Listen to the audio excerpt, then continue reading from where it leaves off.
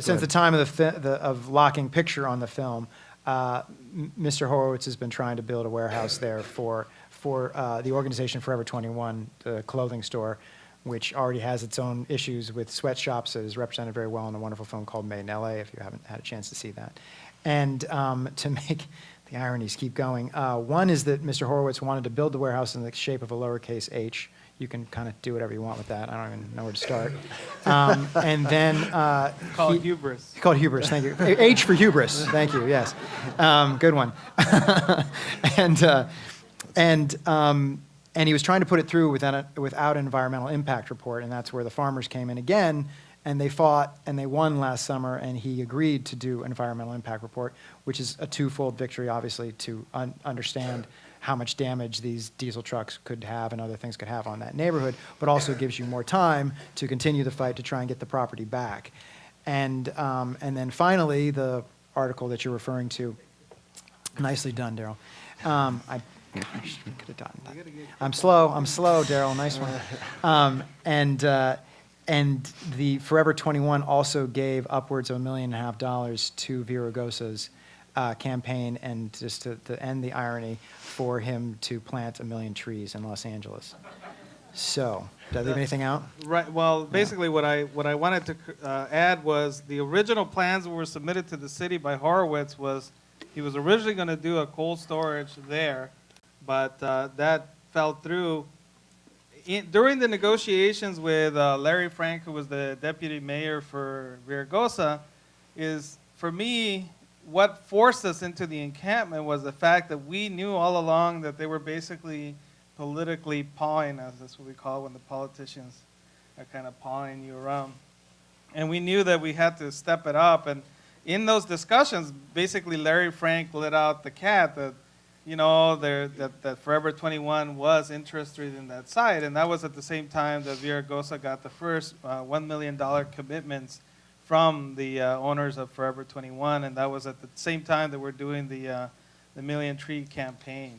And so, for me, that was, you know, it didn't click till, you know, they announced that Forever 21 was going to put the warehouse there, and they go. That's when we were talking in discussions with David Sanister with the LA Times, and he, you know, between David's work and then all of the research that I had done, we kind of shared documents back and forth, and we added up all the math, and he said, yeah, that's a lot of money, $1.3 million. You know? There's, speaking of Larry Frank, I was wondering if there was some bad blood there between him and Jan Perry, because there's a remarkable moment that you never ever see as a filmmaker or as a reporter, where he basically just slams her by saying, you know, she doesn't care about these people, they're never going to elect her. And that's a kind of a remarkable thing to hear one politician in an administration say about another politician that they have to work with every day. That was that was an incredible moment. You can see the exhaustion in his eyes. And in another time in his life, Larry would have been there with the farmers, you know. I mean, and he came down. And he came down, but I mean, he was a community activist. He would have been one of the people there trying to stop this, as I mean, Viragosa had done in his life. He obviously didn't show up this time, but he has done in his life. Go ahead. What I think is fascinating is the power dynamics there was an internal power struggle between Viragosa and Jan Perry, and basically Jan Perry, if you don't understand downtown politics, and correct me if I'm wrong, Dean, but the 9th District is the richest district and simultaneously the poorest, right? So you have all the real estate, you know, Eli Broad and a lot of those people basically were people who were, you know, moving Jan Perry. And simultaneously, you know, you have the poorest, you have South Central, you have, you know, Vern, you know, the area next to where we were at, which was the 5th lowest income area in the city.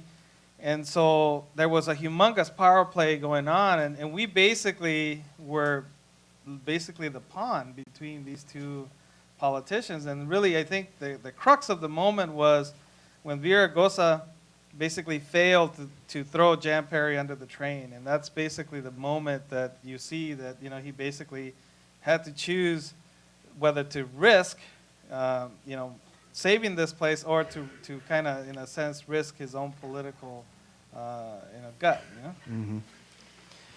Sure glad I'm not Yeah. a politician. I would not do well at it. It's a crappy job. And as much as I'm frustrated with Jan Perry and Juanita Tate and Mr. Horowitz in this story, through the editing process especially, it really became a story about how hard it is to maintain that line. Yeah. You know, I don't think Jan Perry became a politician to do bad things. Obviously, we see Juanita Tate started off stopping the incinerator. She didn't try to do bad things, but it's how hard it is for us to maintain that line and not get sidetracked by greed and self-interest and race and all these other things that can take us off that tack. Right.